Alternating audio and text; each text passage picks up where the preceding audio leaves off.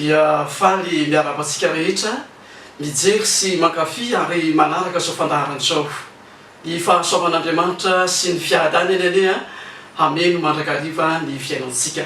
Fotoana mbola mena mandrakariva ny fotoana atokatsika ianarana sy andinihana ny tenin'ny soratra masina. Mialohan'ny hanaovantsika an'izany dia manasanao hanondrika alohantsika hivavaka isika. Tomponay sy Andriamanitra imasinao, misaotra anao izahay ny amin'ny fahasalamana, ny amin'ny tombontsoa mbola omenao anay, ahafahanay mandinika miaraka ny teninao. Ary eto dia mangataka aminao izahay, omeo anay ny fananao masina, hanazava ny teny ary ampitoetra ny teny ao amboninay. Omeo anay koa ny fanetretena, ahatonga anay rehetra ho mpakatony ny teninao. Ny anaran'i Jesosy no angatanay izany. Amen. Anio dia andinika manokana lohahevitra mahakasika ny amin'ny Kristy sy ny tombam-bidy ny fankatoavana isika.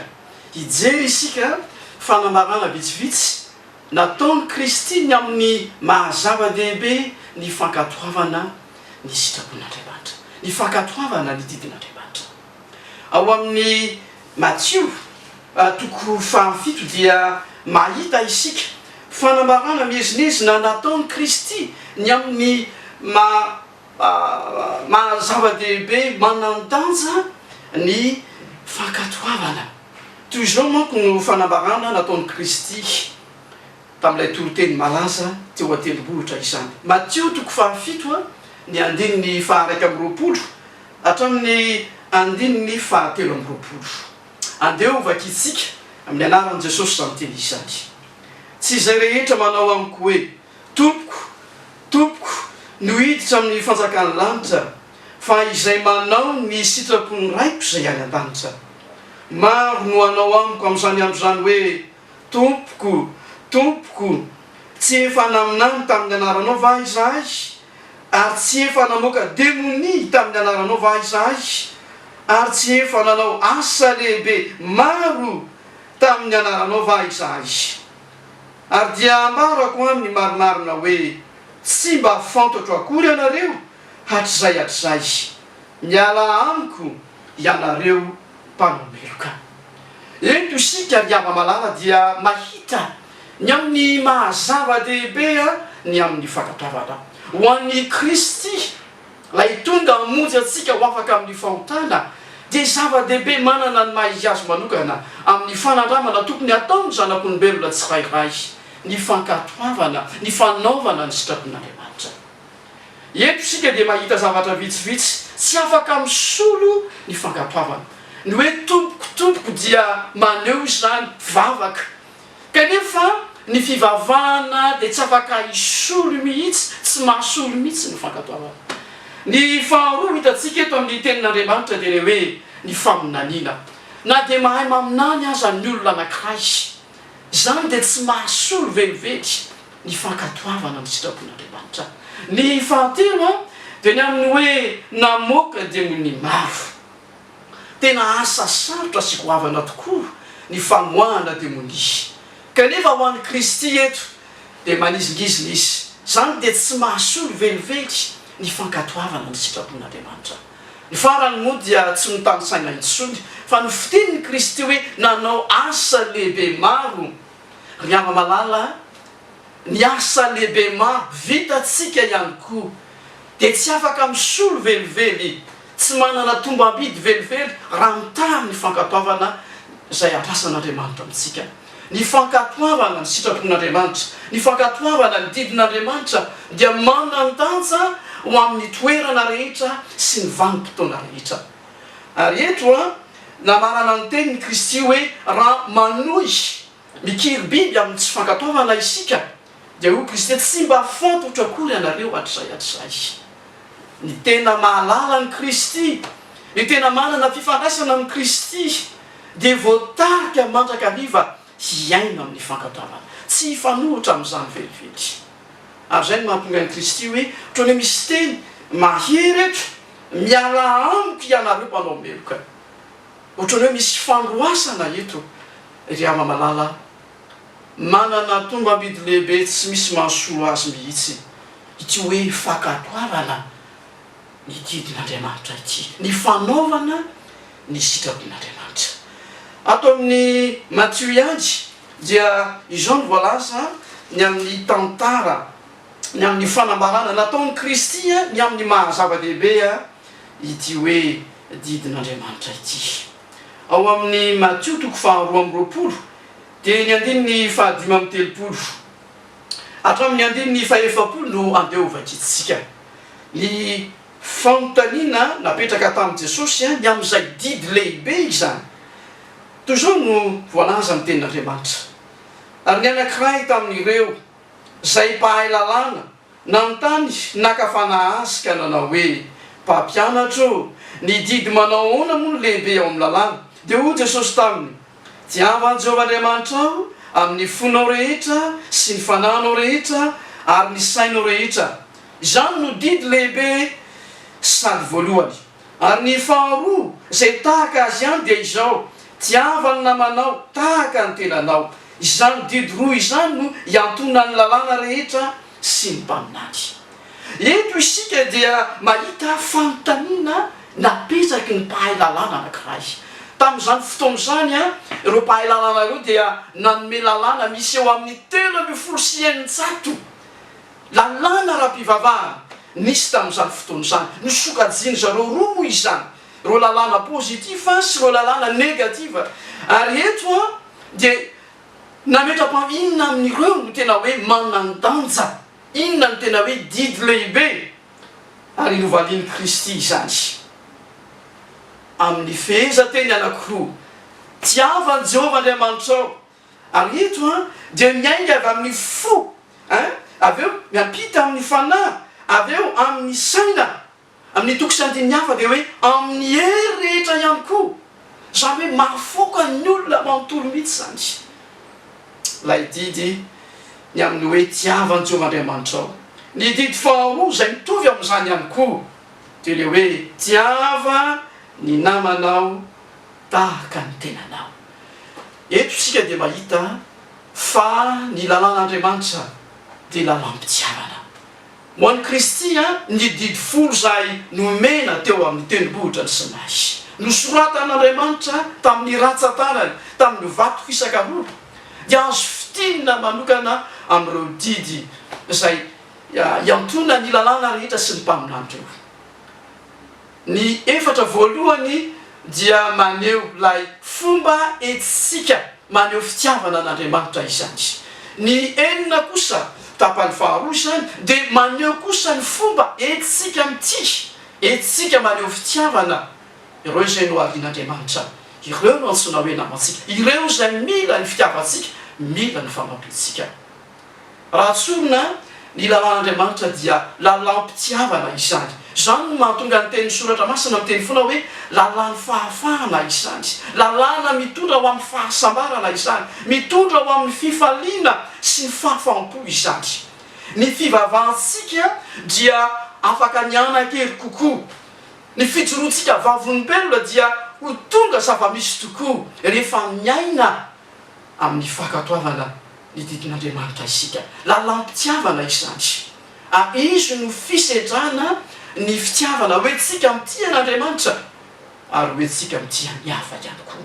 Ny fahotana dia nanimba ny fahafahantsika mitia Andriamanitra kosa nefa no ny fahasoavany tia merina amintsika indray ny fahafahan'ity tena izy. Ary izany dia miainga mandrakariva amin'ny fanaovana ny sitrapon'Andriamanitra, amin'ny fitandremana ny didin'Andriamanitra. Ao amin'ny Lioka isika dia mahita fanandramana toy izao. Lioka toko fahafolo ary ovakitsika manomboka amin'ny andininy fahadimy amby roapolo hatramin'ny fahavalo amby roapolo izany. Ary misy mpahay lalàna anankiray nitsangana ka naka fanahin Jesosy, mpampianatra inona no ataoko handovako ny fiainana mandrakizay? Fanontaniana mila valiny izany, inona ny tokony ataoko, inona ny tsara ataoko handovako ny fiainana mandrakizay? Ary hoy izy taminy amin'ny andininy fahaenina amby roapolo izany, ary hoy izy taminy, inona ny voasoratra ao amin'ny lalàna, manao ahoana ny famakianao azy? Ary izy namarika nanao hoe tiavan'i Jehovah Andriamanitra ao amin'ny fonao rehetra sy ny fananao rehetra sy ny herinao rehetra ary ny sainao rehetra, ary tiavany namanao tahaka ny tenanao. ary ho jesosy taminy marina ny navalinao ataovy izany dia ho velona ianao eto isika dia mahita fanambarana manome lanja nataon'ny Kristy ny amin'ny hoe manana tombam-bidy mandrakariva eo amin'ny fiainantsika ny fankatoavana ozy le mpahalala inona ny tokony ataoko andovako ny fiainana mandrakizay eto sika dia mahita fomba fisainana Jesosy fanontaniana dia fanontaniana ihany koa ny valiny satria ho Kristy inona ny voasoratra ao amin'ny lalàna teny Kristy efa voasoratra nge zany ao amin'ny lalàna nge zany ao amin'ny didin'Andriamanitra nge zany manahoana ny famakinao azy dia namana ilay mpahay lalàna ary ny valitenin'ny Kristy farany dia miteny hoe marina ny navalinao ataovy izany dia ho velona ianao. Matteo 7:20 dia mbola mitantara amin'ny fanandramana io toy izao ny fomba nentin'ny Matteo naneho izany. Matteo 7:20 dia ny andininy 19 hatramin'ny andininy 20. Matteo 7:20 dia ny andininy 19 hatramin'ny andininy 20 zany. Ary ino nisy anankiray nanantona azy ka nanao hoe mpampianatra inona ny tsara ataoko hazahoako fiainana mandrakizay. Mahafinaritra mandrakariva ny fanontanian'ireto olona ireto rehefa nanantona an' Jesosy inona ny tokony ataoko inona ny tsara ataoko handovako ny fiainana mandrakizay. Izany manko ny tanjona lehibe indrindra izany no himatomatisantsika dia ny ahazahoana ny fiainana mandrakizay. Eto isika dia mahita izany arak'izay voasoratra ato amin'ny Matteo 7:20 ny andininy 17 fa ho Jesosy hoe nahoana no anontanianao ny amin'izay tsara iray ny tsara fa raha te hiditra amin'ny fiainana ianao tandremo mitidy ry ava malala averin'ny Kristy indray izy ngeziny ny Kristy hatrany hatrany fa zava-dehibe loatra ny fanaovantsika ny sitrapon'Andriamanitra zava-dehibe loatra ny ainantsika amin'ny fitiavana ary mba ahafahantsika miainana zany amin'ny fahafenony dia ilayntsika ny makato ny didin'Andriamanitra folo ao anatin'ny folo. Indray mandeha dia nisy vehivavy anankiray tantara ato amin'ny soratra masina ao amin'ny Jaona 9 dia ny andininy 1 hatramin'ny andininy 12 misy ny tantara tsy ovakitsika izany fa ny toe-javatra dia maneho fa ity vehivavy ity dia nentina teo amin'ny Jesosy azo latanana noho ny fijangajangana izy mbola teo am-pampianarana Jesosy teo amin'ny tempolo dia naroso ny fariseo sy ny mpanoran-dalàna teo lay vehivavy izany ary araka ny fanao dia misy lalàna zay tsy maintsy ampiarina amin'ity vehivavy azo latanana ny jangajanga ity tsy maintsy hotoram-bato izy ary ny faharoa nefa dia izao ho ambadiky fitondrana ny vehivavy io dia te hamandrika an' Jesosy ireto olona ireto hitatsika fa nanoratra Jesosy tamin'ny tany ary mbola nametra-panontaniana ihany ahoana ny hevitra ny amin'ity vehivavy ity ireto olona romotra nitondra azy sy ho amin'i Jesosy reto fa nanoratra hatrany Jesosy ary hitatsika ilay fomba fitenena anao fialan'ny Jesosy izy teo miala ny zokonjokony hatramin'izandrozandro tsy nisy afa-tsy ilay vehivavy sy Jesosy teo ary dia nametraka fanontaniana tamin'ny vehivavy Kristy hoe aiza ireny tsy nisy nanameloko anao va dia ho le vehivavy tsy nisy tompoko dia ho Kristy zaho koa dia tsy manameloka anao mandehana ary amin'izao sisy zao aza manotany tsony ry ava malala eto isika dia mahita ny fahasoavany famelan-keloka no mena manokana ao an'ity vehivavy ity. Misy manko miteny hoe rehefa tonga ny fahasoavana dia tsy ilaina intsony ny fankatoavana tsy ry havana ny tenin'ny soratra masina dia manizingizina hanota va isika sa tsy ambanilala fa ambany fahasoavana sanatria zany ny ota dia tsy anakery amin'izay rehetra ambany ny fahasoavana teto dia nandray ny fahasoavany famelan-keloka ilay vehivavy nandray ny fahasoavany famondram-po nandray ny fahasoavany fitiavana ary nandray ny fahasoavana amin'ny fahafahana manomboka indray ho amin'ny fiainana mbaovao dia amin'ny fiainana feno fanaovana ny sitrapon'Andriamanitra. Hoy Jesosy taminy, za koa tsy manameloka anao, fahasoavana inde izany e, fahasoavana izany.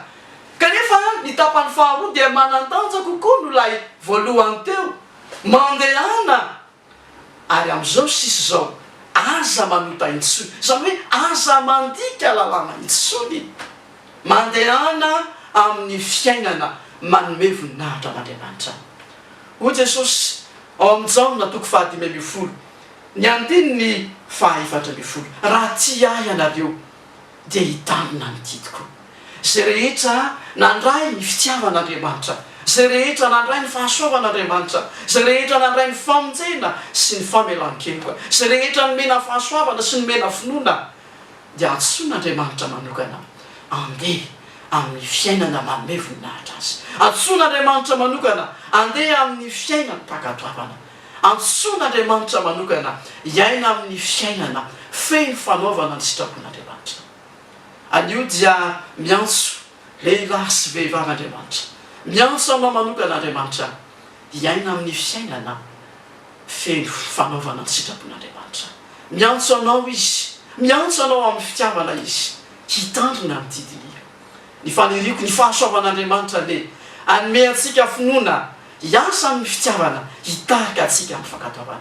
Ny faniriako Andriamanitra le hanome ny fanahy masina, anotsaka ny fahasoava ilay am-potsika, ka izy anoratra ny lalàny sy ny sitrapony, ka tonga n'izany ho zava-misy eo amin'ny fiainantsika, hitarantsika rehetra ny tompo hivavaka isika. Tomponay sy Andriamanitra imasinao, maniry ny andova ny fiainana mandrakizay izahay, ary nasehonao izany, nomenao valiny mahafa-po izahay. Fa raha te hiditra amin'izany izahay dia hitandrina ny didinao. Ianao aza efa niteny fa amin'ny andro farany dia hiavaka amin'ny fomba manokana ny olonao amin'ny finoana ny Jesosy sy amin'ny fitandremana ny didiny. Ny fananao masina ne hanoratra ao am-ponay ny didinao, hanoratra ao am-ponay ny sitraponao. Ka ny andro mpiainanay sisa dia ho fanehoana sy ho fijoroana vavolombelona ny asan'ny fahasoavana miasa atao anatinay. Fiainana manome voninahitra anao, fiainana maneho fitiavana anao amin'ny fitandremana ny didinao. Manampianay Jesosy eo. Fa tononona isangantahanay izany fahasoavana izany, noho ny amin'ny anaran'i Jesosy Kristy Tompo. Amen.